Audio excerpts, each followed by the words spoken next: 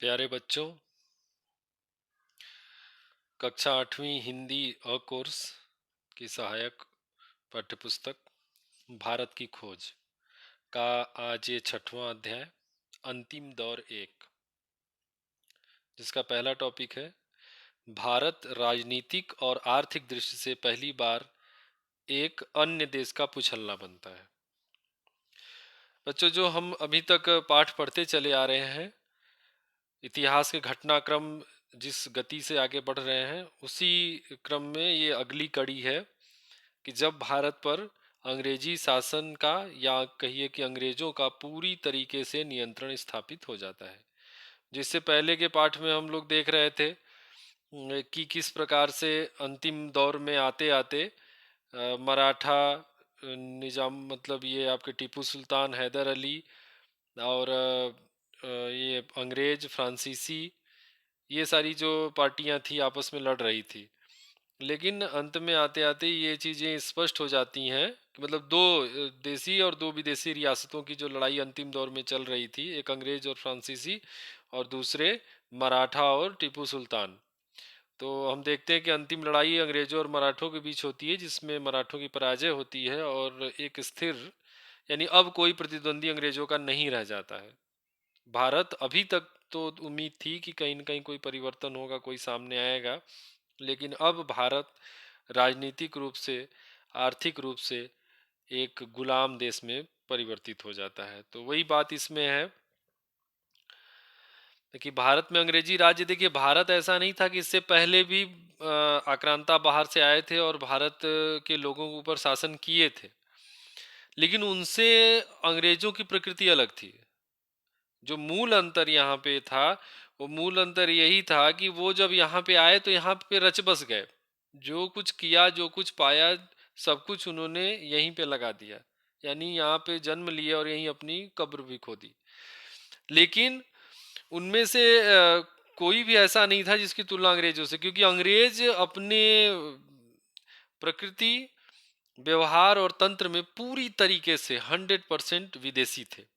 इनका भारत के लोगों से किसी भी प्रकार का कोई लेना देना नहीं था। इनका शुद्ध उद्देश्य था कि कितना ज्यादा से ज्यादा धन, चाहे जिस भी प्रकार से हो सके, यहां से लेकर अपने देश की ओर जाना। और चारों तरफ उसके लिए उन्होंने इसी हिसाब से सारी व्यवस्था तैयार की कि किस तरीके से लगान के रूप में, कृषि के रूप में, और कृषि में भी अपने अनुकूल कृषि के रूप में कैसे वो करते हैं। और सारी चीजें इस तरीके से किए कि भारत टूट के अंत में जैसे उनके सामने घुटने टेक दिया। और इससे क्या हुआ कि ब्रिटिश शासन ने इस तरह अपनी स्थिति को सुदृढ़ किया। इस व्यवस्था में जमींदार थे, राजा थे और सरकार के विभिन्न महकमों में पटवारी, गांव के मुखिया से लेकर ऊपर तक के कर्मचारियों की बहुत बड़ी संख्या थी। सरकार के दो खास महकमे थे अंग्रेजों के समय में, एक था मालगुजारी और दूसरा पुलिस। जो डीएम आजकल होते हैं, पहले उनको कलेक्टर कहा जाता था। यानी रेवेन्यू का डिपार्टमेंट और पुलिस का डिपार्टमेंट, यानी राजस्व वसूलो और जो बोले उसको मारो, यही दो काम उनका था। अब भारत जैसे देश जो कि समृद्ध राष्ट्र थे, अंग्रेजों ने उसका उपयोग एकदम एक तरीके से करे अड्डे की तरह इस्तेमाल किया। वो सारा कुछ लूट ले जाने के बावजूद भी इन पे ऊपर रोज नए नए कोई न कोई टैक्स लगाते थे। अब सोचिए, सेना इंग्लैंड में रहती थी और उसका खर्चा भारत के लोगों को टैक्स दे के उठाना पड़ता था। नेहरू जी कह रहे हैं कि अंत में अगर कोई उस दौर के इतिहास को पढ़ेगा तो उसे अपने आप पर, इस देश पर बड़ा ही मायूसी और निराशा होगी। अब दूसरी टॉपिक आती है भारत में ब्रिटिश शासन के अंतर्विरोध, राजा राम मोहन राय, बंगाल में अंग्रेजी शिक्षा और समाचार पत्र। अब देखिए, जब इसका है लॉर्ड विलियम बेंटी का समय होता है, मैकाले नाम का उनका एक सलाहकार है जो भारत में नई शिक्षा नीति की शुरुआत करता है। तो उसका उद्देश्य रहता है कि एक तरीके से अपने भाषा के माध्यम से भारत की संस्कृति को कमजोर करना और अपने तरीके की पढ़ाई लिखाई शुरू करना। तो मैकाले के इस प्रयास से क्या हुआ कि सारी चीज़ें जो यहाँ की प्राच्य विद्या थी या जो मीडियम थे पढ़ने के, बंगला हुआ, हिंदी हुआ, संस्कृत हुआ, ये सारी चीज़ें हुई, वो समाप्त हुई। और अंग्रेजी जानने, अंग्रेजी पढ़े लिखे मानने वाले को ही पढ़ा लिखा माना जाने लगा। सारे बड़े ओहदे, सारे बड़े पद, सारी बड़ी परीक्षाएं अंग्रेजी जानने वालों को ही मिलती थी। और फारसी या अन्य भाषाओं को जानने पर बहुत छोटे मोटे पद हुआ करते थे। अंग्रेजों की भी कुछ मजबूरी थी कि भाई हम शिक्षा का प्रसार प्रसार करें। क्यों? क्योंकि सबसे बड़ी जो ये चीज़ थी कि उनको इतने बड़े तंत्र को संभालने के लिए बहुत लिखा पढ़ी यानी क्लर्कों की उनको ज़रूरत थी। तो क्लर्कों को भी या किसी भी चीज़ को थोड़ा बहुत भी पढ़ाने लिखाने के लिए आपको कोई तो व्यवस्था करनी होगी, इसलिए उन्होंने स्कूल कॉलेज और बाद में यूनिवर्सिटी बनवाए। लेकिन देखिए पढ़ाई एक ऐसी चीज़ है कि उसकी शुरुआत तो हो जाती है लेकिन उसके अंत का हिसाब किताब नहीं होता। अगर किसी के मन में जिज्ञासा की भावना आगे बढ़ी तो वो क्या करेगा, और पढ़ना चाहेगा। जब और पढ़ना चाहेगा तो उसकी बुद्धि और बढ़ेगी, तब उसे चीज़ें और साफ दिखाई देने लगेगी। यही पढ़े लिखे लोग जिनको अंग्रेजों ने अपने स्वार्थ के लिए पढ़ाया लिखा था, बाद में उन्हीं के लिए संकट बन के सामने आए। अम, और कह रहे हैं कि देखिए भारतीयों को दूसरा झटका लगा जो अपने परंपरा रीति रिवाजों से जुड़े हुए थे, जब नई टेक्नोलॉजी दुनिया में आ गई, या कहिए कि इंग्लैंड में आ गई। ये नई तकनीक क्या थी? रेलगाड़ी, छापाखाना, दूसरी मशीन युद्ध के अधिक कारगर थे। ये सब बातें ऐसी थी जिनकी उपेक्षा नहीं की जा सकती थी। सबसे प्रकट और व्यापक परिवर्तन हुआ, खेतिहर व्यवस्था टूट गया और उसका स्थान व्यक्तिगत संपत्ति और जमींदारी ने ले लिया। मुद्रा केंद्रित अर्थव्यवस्था का चलन हुआ और जमीन बिकाऊ वस्तु बन गई। अब सब कुछ पैसे से होने लगा। आज हम देखते हैं जिस हिसाब से पैसा सबसे इम्पोर्टेंट है, पहले ऐसा नहीं था। लेकिन अंग्रेजों ने ऐसी व्यवस्था बना दी कि लोगों को खेत खरीदना बेचना ये मेरा है, और सारी चीजें पैसा पैसा से सारी चीजें मिलने लगी। कह रहे हैं इसी उथल पुथल के दौर में 18वीं शताब्दी में बंगाल में एक अत्यंत प्रभावशाली व्यक्तित्व का उदय हुआ। ये थे राजा राम मोहन राय, एक नए ढंग के व्यक्ति जिनमें प्राचीन और नवीन ज्ञान का मेल था। देखिए राजा राम मोहन राय का जो सबसे बड़ा योगदान है, उन्होंने जो पुरानी पंडिताऊ जो पंथ था या जो हमारे पिछड़ापन का कारण था, तो उन्होंने ट्रेडिशन और मॉडर्न, उन्होंने परंपरा और आधुनिकता का अद्भुत तालमेल बैठाया। वे जितना यहाँ के परंपराओं और पारंपरिक चीज़ों से परिचित थे, उतना ही आधुनिक ज्ञान से भी परिचित थे। जैसे कि देखिए उन्होंने सती प्रथा का अंत करवाया लॉर्ड विलियम बेंटिंक की सहायता से, जो चीज़ें सही नहीं थी। और दूसरा उन्होंने उसी की सहायता से कहकर जो पढ़ाई में बहुत सारी विषयों को जुड़वाया, जिनमें फिजिक्स है, केमिस्ट्री है, बायोलॉजी है, ऐसे मैथ है, इन सब चीज़ों को जुड़वाया। वो बहुत बड़े समाज सुधारक थे। उन्होंने ब्रह्म समाज की स्थापना की। बाद में केशव चंद्र सेन ने उसमें सुधार किया। इसके अलावा वो एक बहुत बड़े पत्रकार थे। उन्होंने सन 1780 के बाद भारत में अंग्रेजों ने कई अखबार निकाले, तो उसी के उसमें प्रयास से राजा राम मोहन राय के प्रयास से और भी मतलब ये समाचार पत्रों का चलन शुरू हुआ। और कह रहे हैं राजा अमर राय की पत्रकारिता का गहरा संबंध उनके सुधारवादी आंदोलनों से था। उनका समन्वयवादी और विश्वजनीन दृष्टिकोण कट्टर वर्ग के लोगों को नापसंद था और वे बहुत से सुधारों का विरोध भी करते थे। पर उनके बहुत से समर्थकों में टैगोर परिवार था, जिसने बाद में बंगाल के पुनर्जागरण में महत्वपूर्ण भूमिका निभाई। राजा राम मोहन दिल्ली सम्राट की ओर से इंग्लैंड गए और 19वीं शताब्दी के आरंभिक वर्षों में ब्रिस्टल में उनकी मृत्यु हो गई। तो राजा राम मोहन राय का व्यक्तित्व बहुत विशाल है। वो नवीन और आधुनिक के मेल पे खड़े हैं। उन्होंने समाज में सुधार के लिए ब्रह्म समाज और सती प्रथा जैसे का अंत किया। उन्होंने पत्रकारिता की नींव डाली और उन्होंने जो सबसे बड़ा काम किया, यहाँ की एजुकेशन को लेकर उन्होंने नए नए विषयों को इसमें जोड़ा। अब देखिए इस पाठ का सबसे महत्वपूर्ण और बड़ा टॉपिक सन 1857 की महान क्रांति, जातीयतावाद। जातीयतावाद क्या होता है? जैसे जातिवाद शब्द से आप लोग परिचित हैं, तो जातिवाद का मतलब होता है कि अपनी जाति के लोगों का पक्ष लेना, ये जातिवाद है। तो ये जातीयतावाद उसी से जुड़ा हुआ है, लेकिन इसका जो फलक है, जो इसका सेंस है, जो संदर्भ बहुत बड़ा है।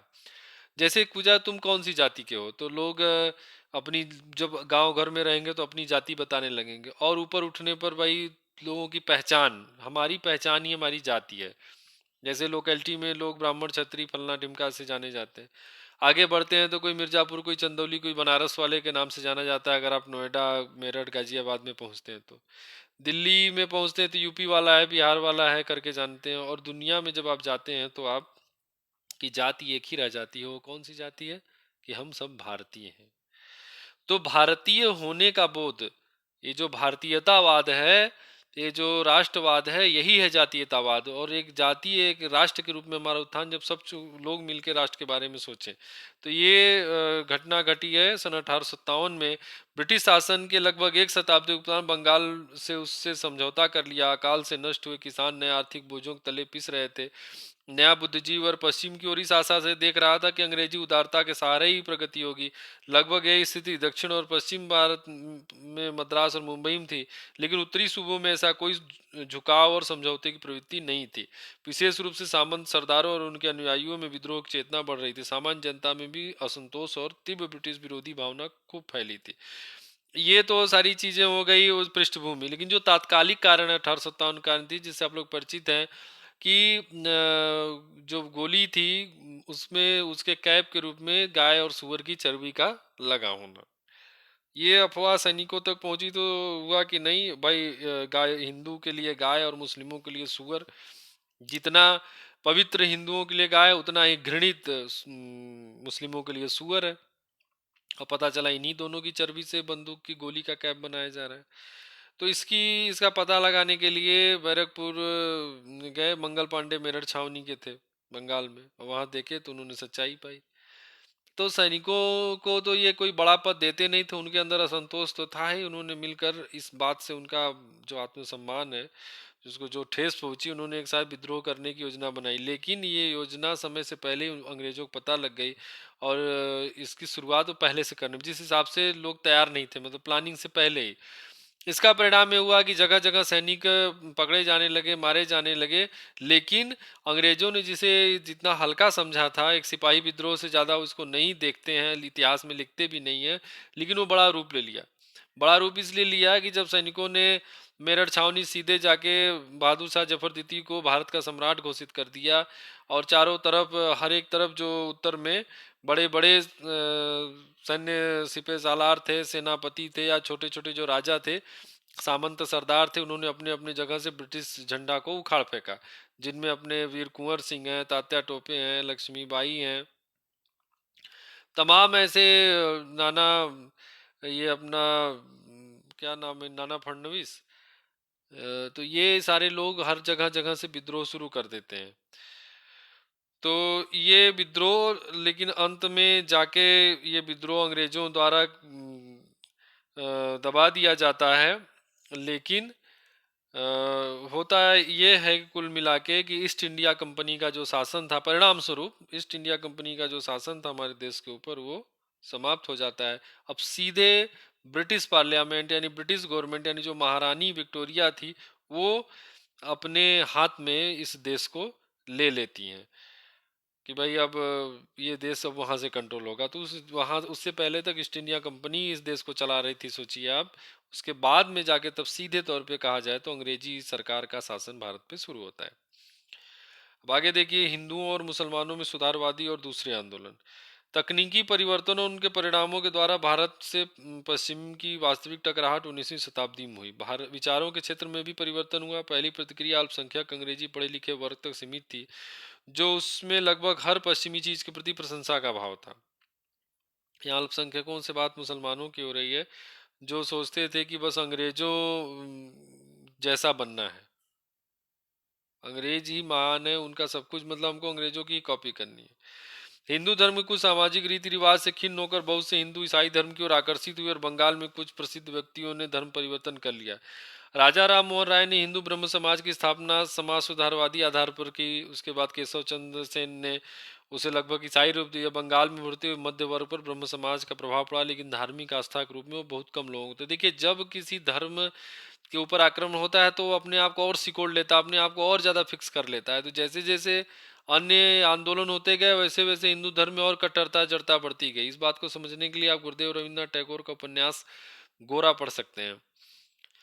भारत में अन्य स्थानों पर भी ऐसी प्रवृत्तियां काम कर रही थी, और हिंदू धर्म के कठोर सामाजिक ढांचे के विरुद्ध असंतोष उभर रहा था। 19वीं शताब्दी में दयानंद सरस्वती ने एक अत्यंत महत्वपूर्ण सुधारवादी आंदोलन की शुरुआत की, जिसकी जड़ पंजाब में जमी थी। ये थे आर्य समाज, और इसका नारा था कि वेदों की ओर लौटो। तो ये सारी चीजें, इससे वेदों में जाति पाति और इस सब का उल्लेख नहीं है। जो जो काम करता था उसी जाति और धर्म में हो जाता था। तो यानी कुल मिला के समाज में जो जाति पाति और छुआछूत की भावना थी, और जिससे लोगों में अलगाव की स्थिति थी, उनको एक समन्वय के रास्ते पर एक राह पे लाके करने का प्रयास इन लोगों ने किया। और उन्हीं में एक थे आपके रामकृष्ण परमहंस जी। वो एक तरीके से कहिए तो वो संत जैसे थे, लेकिन उनके जो शिष्य हैं, स्वामी विवेकानंद जी ने, उन्होंने इस क्षेत्र में बहुत बड़ा काम किया। उन्होंने मानव की सेवा को ही सबसे बड़ा धर्म बताया। और उन्होंने अपने गुरु के नाम पे रामकृष्ण मिशन की शुरुआत की, जिसका आधार ही है कि हमको गरीबों की, असहायों की, जरूरतमंदों की सेवा करना। ठीक है। अब देखिए आगे, यहाँ पे विवेकानंद जी के बारे में बहुत बड़ी बड़ी सब बातें बताई गई हैं कि किस प्रकार से उन्होंने भारत के हिंदू धर्म की विशेषताओं को, जो यहाँ के धर्म और दर्शन की विशेषताएं, उसको दुनिया के सामने रखा। अभी हाल ही में उनका जन्म दिवस हम लोग मनाए हैं। हम देखते हैं कि किस प्रकार से उन्होंने वेदांत दर्शन को दुनिया के सामने रखा, किस प्रकार से भारतीय दर्शन के जो सकारात्मक पक्ष है उनको पहुंचाया, पूरी दुनिया की यात्रा की, ये सारी चीज़ें। तो और भारतीय युवाओं के लिए जो उन्होंने अपने वक्तव्य दिए, वो अपने आप में युगांतकारी हैं। देखिए यहाँ पे लिखा है कि विवेकानंद ने बहुत सी बातें कही, लेकिन जिस एक बात के बारे में उन्होंने अपने लेखन और भाषणों में बराबर लिखा, वह थी अभय। निडर रहो। उनके अनुसार अगर दुनिया में कोई पाप है तो वह दुर्बलता है। हर तरह की दुर्बलता से बचो। दुर्बलता पाप है, दुर्बलता मृत्यु है। उपनिषदों की यही महान शिक्षा थी और सत्य की कसौटी है। कोई भी चीज जो तुम्हें शारीरिक, बौद्धिक और आध्यात्मिक रूप से कमजोर बनाती, उसे जहर की तरह छोड़ दो। उसमें कोई जीवन नहीं है, वह सत्य नहीं हो सकती। यानी सत्य के लिए किसी से नहीं डरना है। ये जो अंधविश्वास, झूठ, जादू टोना की बातें हो रही हैं, जो लोग बिना उसका परीक्षण किए ही मान लेते हैं, उनके मन में होता है कि ऐसा नहीं, लेकिन वो मान लेते हैं। क्या नहीं, जो तुमको गलत लगे उसको मत स्वीकारो, और जो तुमको सही लगे उससे तुम पीछे न हटो। और अपने इस संदेश को उन्होंने कश्मीर से लेकर कन्याकुमारी तक फैला दिया। विवेकानंद के समकालीन थे रविन्द्रनाथ टैगोर, किंतु वे बाद के पीढ़ी के थे। टैगोर परिवार ने 19वीं शताब्दी के दौरान बंगाल के विभिन्न सुधारवादी आंदोलनों में आगे बढ़कर भाग लिया था। उस परिवार में आध्यात्मिक दृष्टि से ऊंचे लोग थे, श्रेष्ठ लेखक और कलाकार थे, पर रविन्द्रनाथ का स्थान इनमें सबसे ऊंचा था। और पूरे भारत में क्रमशः उनकी स्थिति ऐसी हो गई थी कि कोई उनकी बराबरी नहीं कर सकता था। वे राजनीतिक नहीं थे, किंतु वे इतने संवेदनशील और भारतीय जनता की स्वाधीनता के प्रति इतने समर्पित थे कि जब भी कोई बात उनसे बर्दाश्त नहीं होती थी, वे बाहर निकलते थे और ब्रिटिश सरकार या अपने लोगों को चेतावनी देते थे। जलियांवाला बाग हत्याकांड के बाद जो उनको नाइटहुड की उपाधि मिली थी, जो सर नाम के आगे सर लगता है, उन्होंने उसको वापस कर दिया था। शिक्षा क्षेत्र में जो उन्होंने रचनात्मक कार्य किया, वो शांति निकेतन, जो विश्व भारती यूनिवर्सिटी है आपके बोलपुर में, वो उसकी उन्होंने स्थापना की। वो बड़े कलाकार थे। और उसमें जो बात ध्यान दिलाई जा रही है उसमें यही है कि वो इन सब के अलावा देश में घट रही घटनाओं से भी बराबर परिचित होते रहते थे और अपना पक्ष भी रहते थे। और टैगोर और गांधी जी वो सबसे बड़े मानवतावादी थे, यानी मानव को सबसे ऊपर मानते थे। किसी भी चीज के लिए सबसे पहले हमको सोचना है कि इसमें मानव हित कहाँ तक निहित है। आगे देखिए, 20वीं शताब्दी के पूर्वार्ध में टैगोर और गांधी निसंदेह भारत के दो विशिष्ट और प्रभावशाली व्यक्तित्व थे। उनकी समानताओं और विषमताओं की तुलना से हम बहुत कुछ सीख सकते हैं। कोई दो व्यक्ति अपनी बनावट और मिजाज में एक दूसरे से इतने भिन्न नहीं हो सकते। टैगोर संभ्रांत कलाकार थे जो सर्वहारा की प्रति सहानुभूतिकार लोकतंत्रवादी हो गए थे। गांधी जो विशेष रूप से जनता के आदमी थे, भारतीय किसान का साकार रूप थे और भारत की दूसरी प्राचीन परंपरा का प्रतिनिधित्व करते थे। मतलब देखिए, दोनों लोगों की चिंता में देश था। एक तो सीधे राजनीतिज्ञ ही थे, और ये कलाकार, लेखक, विचारक होने के बावजूद भी उनकी चिंता देश के प्रति थी। वो दोनों लोग भारत के अलग अलग पक्षों का प्रतिनिधित्व करते थे, लेकिन एक दूसरे के पूरक थे। अपनी आध्यात्मिक और राष्ट्रीय विरासत में हिंदू मध्य वर्ग की आस्था को बढ़ाने में श्रीमती एनी बेसेंट, जिन्होंने थियोसॉफिकल सोसाइटी, अब बनारस में आप देखते हैं जो central Hindu girls school, central Hindu boys school और बसंता कॉलेज, ये सारी कुछ उन्हीं का किया धरा है। और उन्होंने बहुत सामाजिक और ऐसे होम रूल आंदोलन का भी उन्होंने सूत्रपात किया भारत में। इस तरीके की चीजें हम देखते हैं। कुल मिला के है कि भारत का अतीत अपनी संपूर्ण सांस्कृतिक विविधता और महानता के साथ इन सब भारतीयों की साझी विरासत है, हिंदुओं, मुसलमानों, ईसाइयों तथा अन्य लोगों की भी। और उन्हीं के पूर्वजों ने इसके निर्माण में सहयोग दिया था। बाद में दूसरे मतों में धन परिवर्तन कर लेने के कारण वे विरासत से वंचित नहीं हो जाते। यानी नेहरू जी कुल मिला के कह रहे हैं कि ये देश सबका है, ये सबकी साझी संस्कृति है, ये सबकी साझी विरासत है। कोई ये कहे कि सिर्फ देश हिंदुओं का है, कोई कहे मुसलमानों का है, कोई कहे इनका है, तो ये कहना गलत है।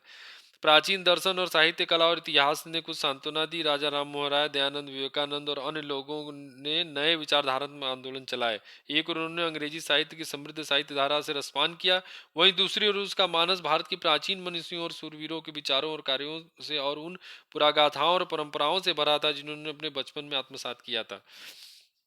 यानी कुल मिला के कि उन्होंने एक ऐसी स्थिति की दिखाई कि भाई देखिए कि हमारी विरासत कम नहीं है, हमें दुनिया से ज्ञान प्राप्त करना है, लेकिन हमें अपनी संस्कृति से जुड़े रहना है। अब आगे की जो बात है इसमें ये कह रहे हैं कि गदर के बाद यानी 1857 की क्रांति के बाद जो मुसलमान इस असमंजस में थे कि वो किस ओर जाएं, क्योंकि हुआ ये था कि गदर के दौरान अंग्रेजों के दमन में मुसलमानों पर कुछ ज़्यादा अत्याचार हुए थे। तो जो 1870 के बाद उनमें कुछ एक ऐसा वर्ग खड़ा हुआ जिसमें सर सैयद अहमद खां का नाम ले रहे हैं, जिन्होंने अलीगढ़ मुस्लिम यूनिवर्सिटी बनाई। उन्होंने मुसलमानों को समझाया कि देखो हमारा भला अंग्रेजों के साथ जाने में है। और उन्होंने उनको सपना दिखाया कि हमको पढ़ लिख के अंग्रेजों के लायक मतलब उनके यहाँ काम पाना है, हम नौकरी पाएंगे तो हमारा जीवन स्तर ऊपर उठेगा।